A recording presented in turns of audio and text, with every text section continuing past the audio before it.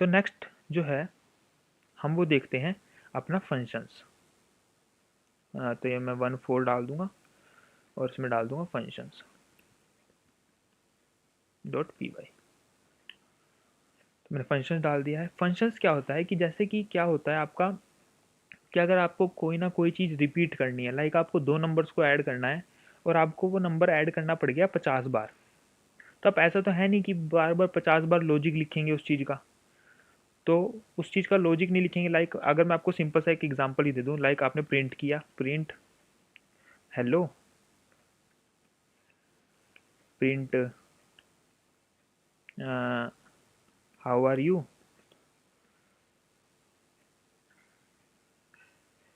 तो अपनी 2 लाइन जो है ये आपको 50 बार प्रिंट करनी पड़ेगी। अब इसमें आपने ये देखा कि ये हेलो है, हेलो में हो गई आपकी गलती। क्या गलती हो गई? आपने जो पहले हेलो का जो कीवर्ड है इसमें डाल दिया आपने स्मॉल एल एच, आपको डालना था स्मॉल एच, ओ कैपिटल एच डालना था स्मॉल की जगह। तो आपको क्या करना पड़ेगा, 50 की 50 जगह पे चेंज करना पड़ेगा।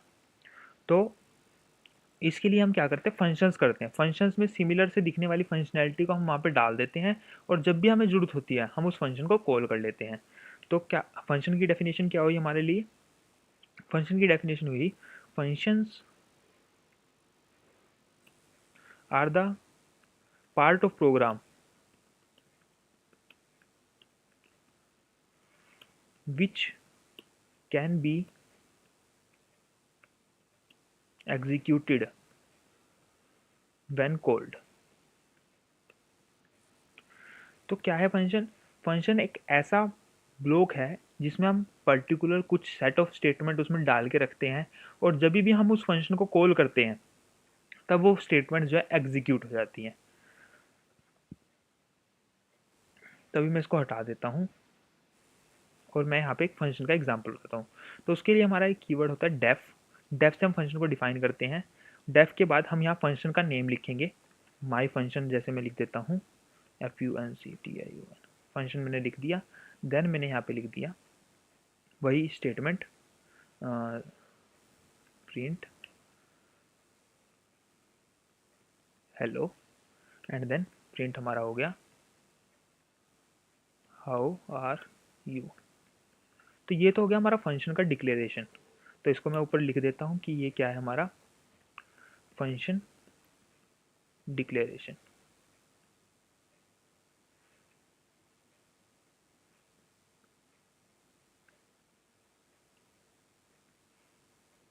सॉरी, फंक्शन डिक्लेरेशन नहीं, फंक्शन डेफिनेशन।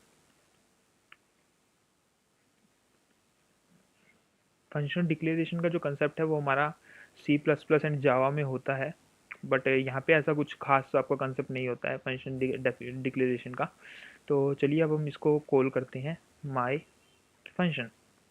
तो इस तरीके से जब भी मैं ये माई फंक्शन को कॉल करूँगा तो मेरी एक स्टेटमेंट की बजाय 2 स्टेटमेंट मैं प्रिंट कर सकता हूँ और साथ ही साथ बहुत ज़्यादा कॉम्प्लेक्स लॉजिक भी आप एक फंक्शन में डाल दें और उस फंक्शन को एग्जीक्यूट कर सकते हैं। तो चलिए मैं इसको पहले क्लियर कर लेता हूँ। क्लियर करने के बाद मैं यहाँ लिखूँगा पाइथन 1 4 देन एंटर। तो यहाँ आ गया हेलो हाउ आर यू। इस तरीके से मेरे पास जो है इसका आउटपुट आ गया। अब ये जो फंक्शन है इसमें आप पर्टिकुलर एक जो है पैरामीटर भी पास कर सकते हो। अब पैरामीटर कैसे? डेफ मैंने लिखा डेफ, और यहाँ पे मैं माई फंक्शन में क्या करूँगा, माई फंक्शन यहाँ पे फंक्शन विद पैरामीटर लिखूँगा, function with function with parameter params. तो ये मैंने लिख दिया। लिखने के बाद अब मैं इसमें डालूंगा लैंग। तो मैं यहाँ लिख एक डेफिनेशन डाल देता हूँ, लैंग नहीं डालते यहाँ पे। तो अब मैंने यहाँ पे डाल दिया लैंग। तो लैंग पैरामीटर है और इसमें कोई भी वैल्यू हमारी आ सकती है। तो मैं क्या करूँगा, प्रिंट, और यहाँ पे मैंने लिखा आई एम लर्निंग और फिर उसके बाद प्लस str प्लस लैंग्वेज। तब मेरे को क्या करना है कि मैं जैसे ही कोई यूज़र है, यूज़र इनपुट करता है। अब एक कोई क्लासरूम है उसमें काफ़ी सारे बच्चों को ऑप्शनल सब्जेक्ट के तौर पे जो है कोडिंग में अलग अलग डिफरेंस अलग अलग लैंग्वेजेस चूज़ करने के लिए दी। तो काफ़ी सारे बंदों ने पाइथन चूज़ करी। अब यहाँ यूज़र एंटर कर रहा है, तो यूज़र एंटर करता है तो यहाँ पे माई फंक्शन सॉरी फंक्शन विद, अब यहाँ पे यूज़र ने क्या इनपुट दिया, यूज़र ने दिया पाइथन इनपुट। तब जैसे आपको 100 बंदे हैं, 100 बंदों के लिए आपको क्या करना है, उनकी जो लैंग्वेज है जो वो सीख रहे हैं वो इनपुट करवानी है। तो उसके लिए आप बार बार तो वो वाला कोड लिखने से रहे, तो आपने क्या किया कि यहाँ पे एक पर्टिकुलर आपने यहाँ पे पैरामीटर पास करवाया और उसके बेसिस पे यहाँ पे कंप्यूटेशन की, जो भी आपने कंप्यूटेशन करनी थी, कुछ भी प्रोसेसिंग करनी थी उस डाटा की, तो उसके बाद आपने जो है यहाँ पे पास कर दिया। पास करने के बाद ये कंप्यूटेशन अपने आप प्रोसेस करके आपको जो है बता देगा।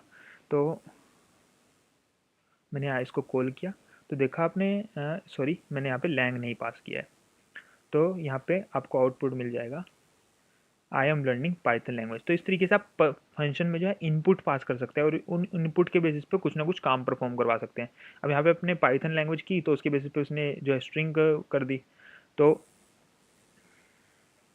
यहाँ पे जो है आपका काफ़ी सारे डिफरेंट डिफरेंट टाइप के काम भी हो सकते हैं। लाइक अगर मैं आपको बताऊँ यहाँ पे, तो डेफ ऐड नंबर्स, या फिर सम लिख दूँ मैं, तो मैंने यहाँ सम लिख दिया। सम में लिख दिया मैंने यहाँ पे ए कोमा बी। तो यहाँ पे मैं क्या करूँगा, कोलन डाला और यहाँ पे मैंने क्या किया, प्रिंट प्रिंट कर दिया ए एंड प्लस बी। तो यहाँ पे मैंने प्रिंट कर दिया, यहाँ मैथमेटिकल ऑपरेशन मैंने परफॉर्म किया। तो मैं यहाँ लिखूँगा सम, और सम के बाद मैं यहाँ पे वैल्यू डाल दूँगा क्या, यहाँ पे मैं वैल्यू डाल दूँगा 3,4। तो चलिए इसको रन करते हैं। तो मैंने यहाँ 3,4 डालने के बाद मेरे को आउटपुट आया 7। तो इस तरीके से आपका आउटपुट आ सकता है। अभी आउटपुट जो है यहाँ पे आ गया। अब चाहते हैं आप कि भाई आउटपुट को जो मैं रिटर्न कर दूँ, जो मेरी कॉलिंग पार्टी है, जो जहाँ से मेरा फंक्शन कॉल हुआ है वो मैं रिटर्न कर दूँ, क्योंकि उस जो वैल्यू है, मान लीजिए आपका एक पर्टिकुलर फंक्शन है, उसमें क्या कैलकुलेट हुआ है, आपका कोई चीज़ कैलकुलेट हुई है, आपकी कॉस्टिंग निकल के आई है, आपने कुछ इनपुट्स दिए और उससे आपकी पूरी कॉस्टिंग निकल के आई। अब उस कॉस्टिंग को आपको लेना है और उसके बेसिस पे एवरेज निकालनी है, परसेंटेज निकालनी है, ऐसा कुछ काम करना है। तो उसके लिए आपको आउटपुट जो भी आ रहा है आपका फंक्शन से, तो वो चाहिए। तो उसके केस में आप क्या करेंगे, रिटर्न रिटर्न कर दिया आपने, रिटर्न करके ए एंड बी कर दिया। अब इस जो फंक्शन है उसके आउटपुट की वैल्यू आपको स्टोर करनी पड़ेगी। तो माई सम मैं यहाँ लिख दूंगा, माई सम इज इक्वल टू सम। अब मैं यहाँ पे क्या करूँगा, मैं यहाँ पे इसको एग्जीक्यूट करूँगा। तो आपने देखा यहाँ पे प्रिंट नहीं हुआ, क्योंकि अब मेरी जो वैल्यू है मैंने प्रिंट करवाने की बजाय यहाँ पे रिटर्न करवा ली माई सम में। अब इस माई सम की वैल्यू को मैं क्या करूँगा, यहाँ पे प्रिंट करवाऊँगा। और प्रिंट मैं कुछ मतलब कुछ भी टास्क में परफॉर्म करवा सकता हूँ उस फंक्शन से वैल्यू लेने के बाद। तो इस तरीके से फंक्शन से आप वैल्यू ले सकते हैं। मतलब माई सम इज़ और प्लस str एंड देन यहाँ पे आपने डाल दिया माई सम